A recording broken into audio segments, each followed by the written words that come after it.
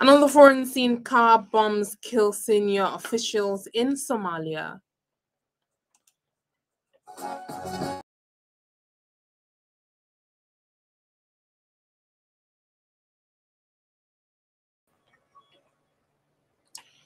Good evening, you listen to Freedom Global News on 99.5 FM. I am Hauwa Adamu Kiyawa.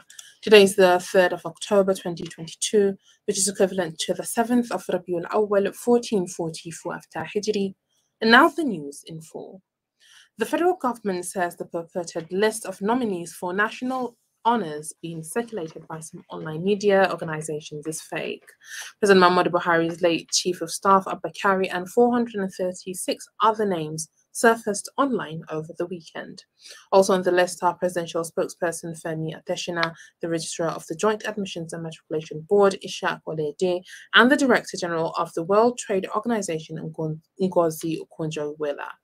The investiture is billed to hold on 11th October at the State House in Abuja.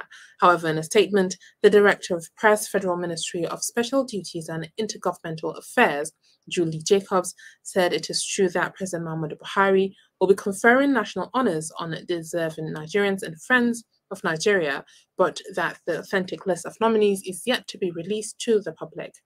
The statement noted that the members of the public are hereby enjoined to discountenance the list in circulation as it is an attempt by overzealous reporters whose aim is to break news even when such news is fake. The Independent National Electoral Commission, INEC, said the nation's registered political parties must disclose the sources of their campaign funds and keep to the rules guiding campaign financing and spending limits. Amina Mukhtariakase reports.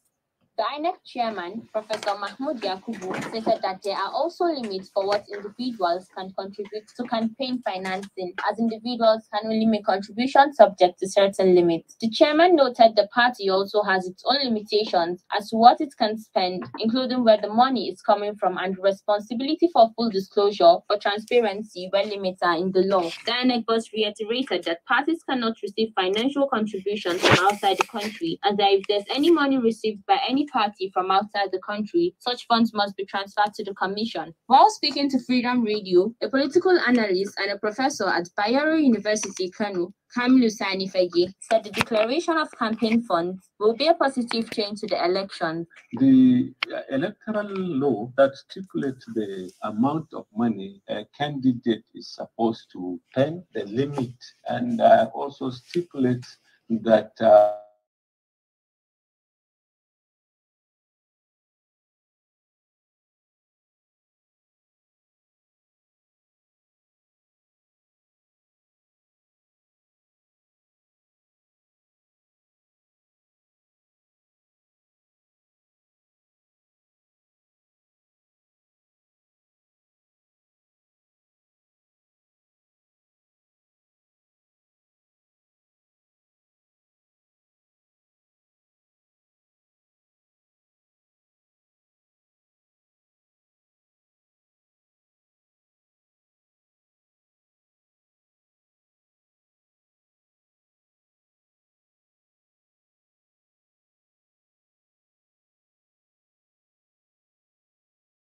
to bribe voters, security, other election officials, and then use it as a means to continue to explore the resources and leave the public in abject poverty, hunger, starvation, unemployment, and lack of having access to quality education and quality healthcare system. It could be recalled that any independent National Electoral Commission declared September 28th for the commencement of campaigns in the public by political parties. Amina Mukhtariakase, Freedom Radio.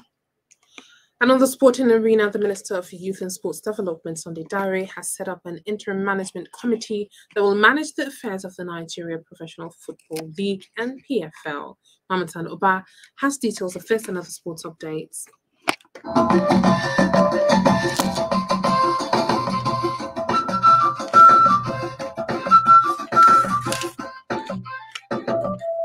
The The Interim Management Committee will replace the League Management Committee, which was recently declared illegal by the Sunday Dare-led ministry.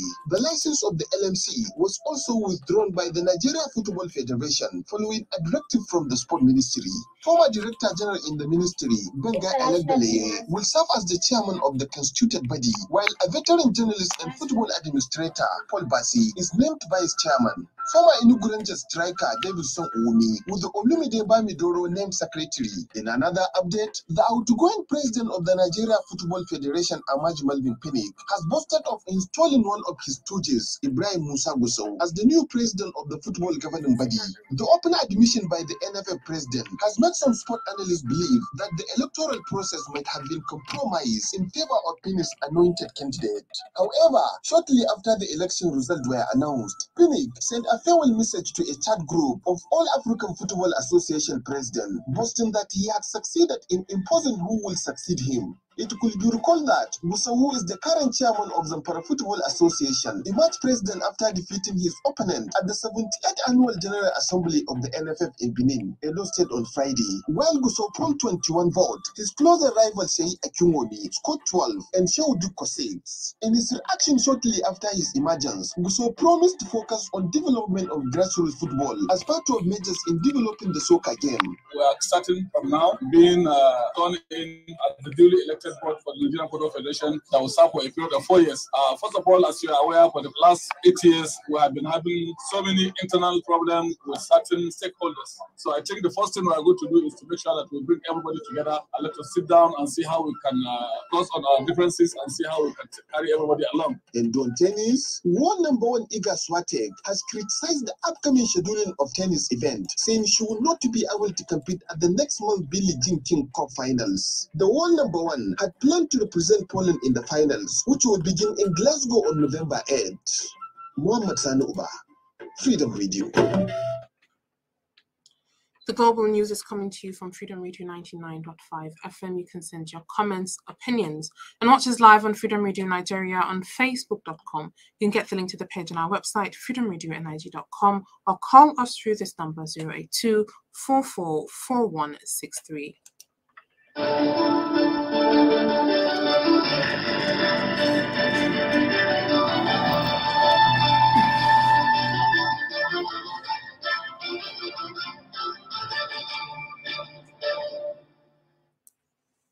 Welcome back. You're still listening to Freedom Global News on 99.5 FM. The National Drug Law Enforcement Agency, NDLEA, says no less than 13,451,466 pills of tramadol, 225 milligrams worth 8,860 million naira in street value have been recovered by their operatives. The drug was discovered from one of the mansions of a billionaire drug baron, Ugochukwu Nsofo Chukwuka Dibia, in the highbrow residential estate, Victoria Garden City in Lekki area of Lagos State. Femi Babafemi, Director of Media and Advocacy, NDLEA, headquarters in Abuja, said today that the arrest of Ugochukwu, who is the chairman of AutoNation Motors Limited, is coming barely 2 months after NDLEA uncovered a methamphetamine clandestine laboratory in the residence of another drug kingpin in the estate. Reacting to the latest drug haul, the chairman and chief executive of the NDLEA, retired Brigadier General Muhammad Buba Marwa, commended the officers and men involved in the operation for their diligence, while also appreciating Nigerians for supporting the agency in its arduous task of ridding the country of the menace of drug abuse and illicit drug trafficking. And on history, on this day, October 3rd, 2012, Kano State government led by Rabiu Musa Kwankwaso shut down the Triumph Publishing Company established by the Abubakar Rimi administration. Abdurrahman Adubaba has more on this. The International Monetary Fund said the Nigerian government may spend nearly 100. History.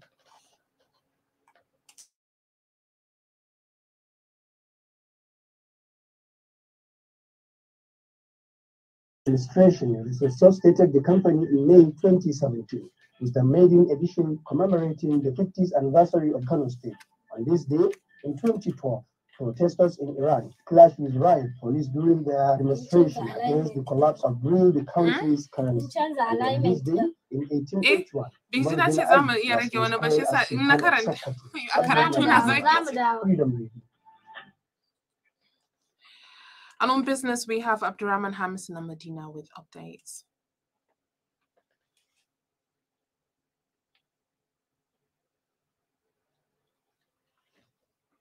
Business. A 3.92 trillion naira spent as subsidy on petrol from January 2020 to June 2022 is higher than the cumulative individuals during the 30-month period.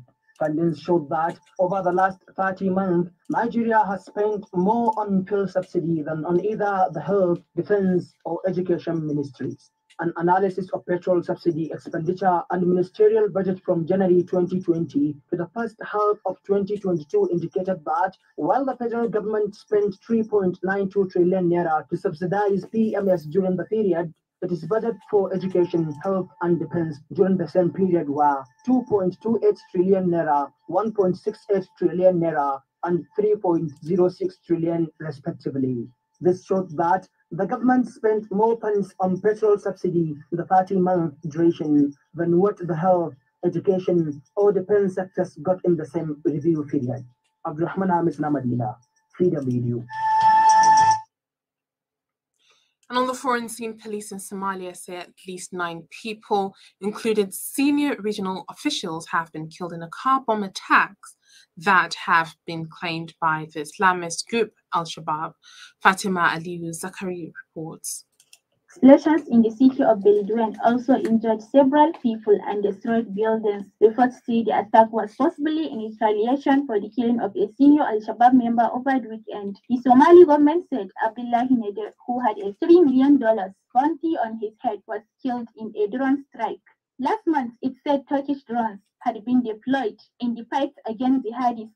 Al-Shabaab recently lost territory and many fighters during clashes. Meanwhile, the ousted military leader of Burkina Faso has left the country and is now in Togo. Lieutenant Colonel Henry Damiba, who had been in power for the 8 months, formally resigned on Sunday, 2 days after being toppled by a rival faction. A delegation from the West Africa regional body ECOWAS is due to arrive in Ouagadougou today to try to help restore calm the following country's second coup this year. Both were triggered by worsening insecurity with the frequent jihadist attacks. After seizing power, the new military leader, Captain Ibrahim Traoré, said Burkina Faso faced an emergency in every sector, including defense. Fatima Ali Zakari, Freedom Radio. And with this, we've come to the end of today's global news. But before we go, highlights of the major stories. The federal government says the purported list of nominees for national honors being circulated by some online media organizations is fake. The National Drug Law Enforcement Agency, NDLEA, says no less than 13,451,466 pills of tramadol worth 8,860 million naira in street value have been recovered by their operatives. And on the foreign scene, police in Somalia say at least 9 people, including senior regional officials, have been killed in car bomb attacks that have been claimed by the Islamist group Al-Shabaab. And with this, we've come to the end of today's global news. On behalf of the entire production team, I'm Hauwa Adamu Kiyawa. Have a wonderful evening.